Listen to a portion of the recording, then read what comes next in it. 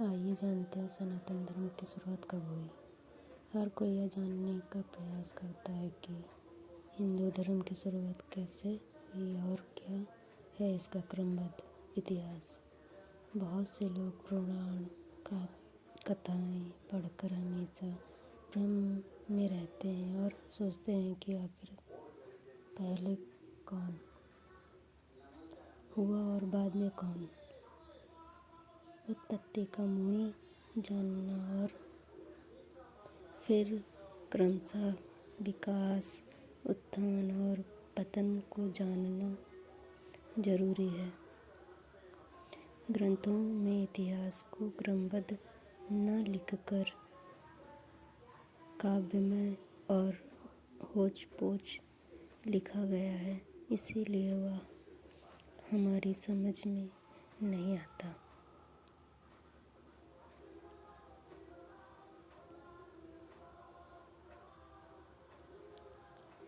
हिंदू मानते हैं कि समय सीधा ही चलता है। सीधे चलने वाले समय में जीवन और घटनाओं का चक्र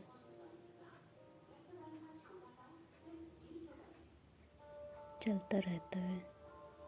समय के साथ घटनाओं में दोहराव होता है, फिर भी घटनाएं नहीं होती हैं, लेकिन समय की अवधारणा हिंदू धर्म में अन्य धर्मों की अपेक्षा बहुत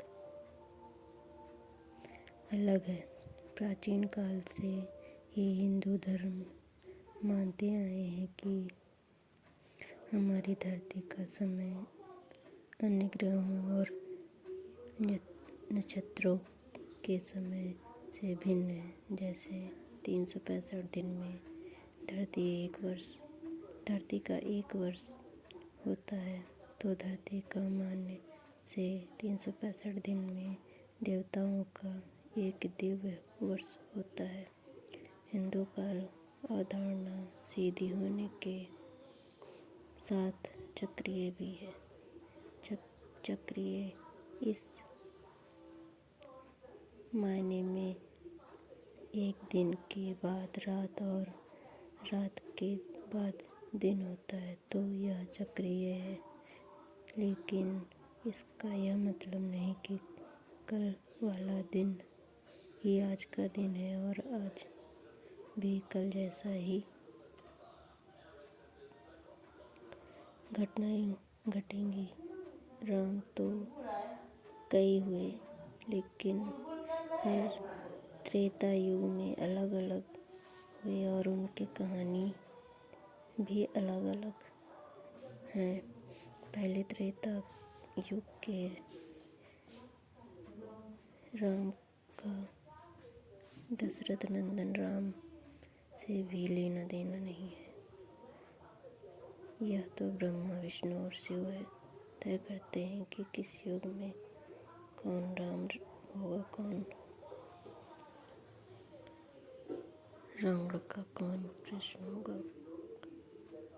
और कंस। ब्रह्मा, विष्णु और महेश के ऊपर जो ताकत है उसे कहते हैं काल ब्रह्म। यह काल ही तय करता है कि कौन ब्रह्मा होगा और कौन विष्णु। उनके कई विष्णु पैदा कर दिए, कई अन्य धरतियों पर। खैर, उपरोक्त लिखने का आशय यह है कि हिंदू काल निर्धारण अनुसार 4 युगों का मतलब 12,000 दिव्य वर्ष होता है। इस तरह अब तक 4-4 करने पर 71 युग होते हैं। 71 युगों का एक मनवंतर होता है। इस तरह 14 मनवंतर का एक कल्प माना गया है। एक कल्प अर्थात ब्रह्मा जी के लोक का एक दिन होता है।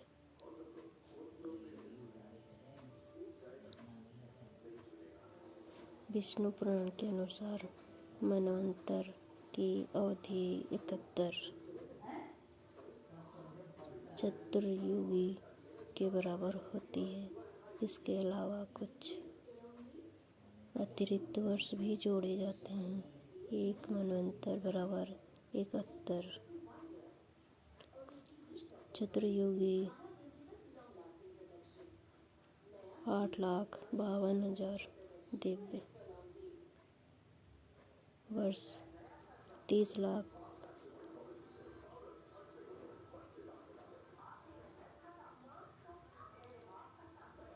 मानव वर्ष। फिलहाल 6 मनवंतर बीत चुके हैं और यह 7वां मनवंतर चल रहा है। इसका नाम वैवस्वत मनु का मनवंतर कहा गया है। यदि हम कल्प की बात करें तो अब तक महत कल्प,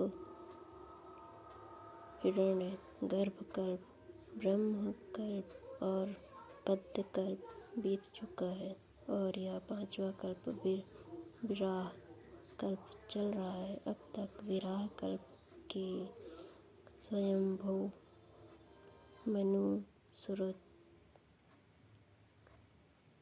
मनु, उत्तम मनु, तमास मनु, रेवत मनु, चास मनु तथा वैवस्वत मनु के मनवंतर बीत चुके हैं और अब वैवस्वत तथा सार्वणिक मनु की अंतर्दशा चल रही है।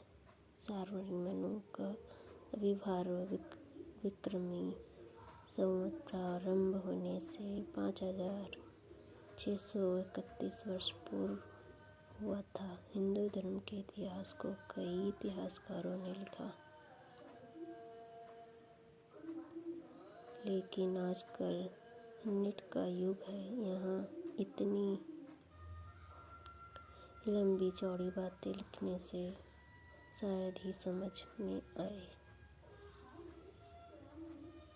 मोटी मोटी किताबें पढ़ने की किसे फुर्सत।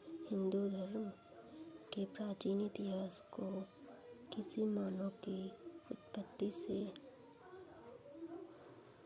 जोड़कर नहीं देखा जा सकता, जैसा कि दूसरे धर्मों में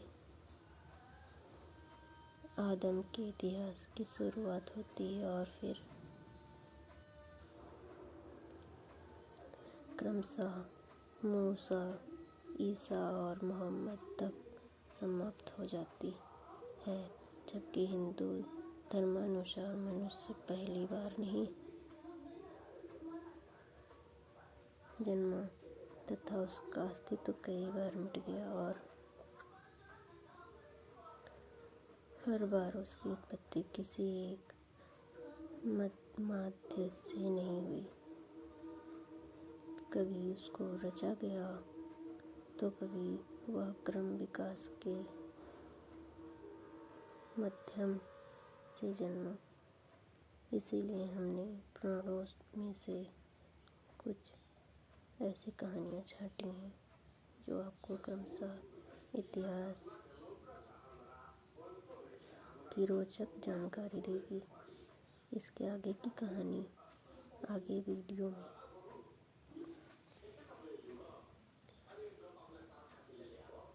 सुनने के लिए सब्सक्राइब, लाइक, शेयर जरूर करिएगा। राधे राधे, धन्यवाद।